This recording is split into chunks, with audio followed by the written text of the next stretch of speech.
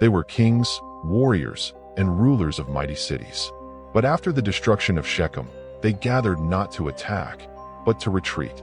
This is the story of when the fear of God made 10 nations bow. Let's start with my subscription.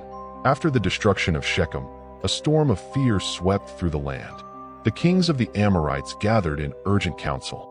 These were no ordinary men. They ruled mighty cities, commanded armies, and feared no one. But now, they trembled at the name of Jacob's sons.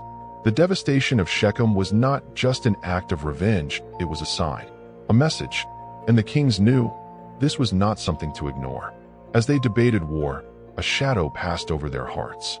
For the Lord had heard the prayers of Isaac and Jacob, and heaven responded. Suddenly, terror fell upon their counselors. Voices rose, not in confidence, but in warning. Are we truly prepared, they asked, to fight men whose God performs wonders unmatched by any other? They remembered how 2 sons of Jacob, Simeon and Levi, destroyed the entire city of Shechem without facing a single sword. How is this possible?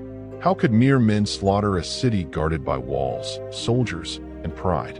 Then the advisors recalled the ancient power behind this family. God had saved Abraham from the fire of Nimrod. God had delivered him from death when Nimrod sought to kill him.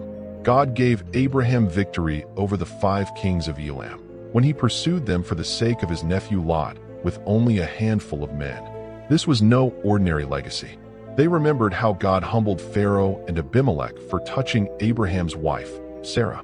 How God honored Abraham's faith when he was ready to offer his son in obedience, and how God vowed to protect his descendants in times of trouble. And what of Jacob? They had seen how Esau, who came with 400 men to kill him, was stopped without a single weapon raised. The God of the Hebrews, they said, is not like other gods. He delivers, he defends, he destroys. We do not fight Jacob's family alone. We fight the God who stands with them.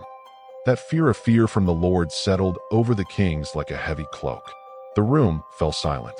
No man dared suggest war again. Instead, the kings rose and turned away. They would not go to battle. They would not face Jacob's sons. And the sons of Jacob? They remained camped by Mount Sion ready. But no enemy came, because the enemies of God had already surrendered in fear. If God could turn kings away in fear, imagine what he can do for you. Don't forget to like, share, and subscribe for more powerful stories from the Word.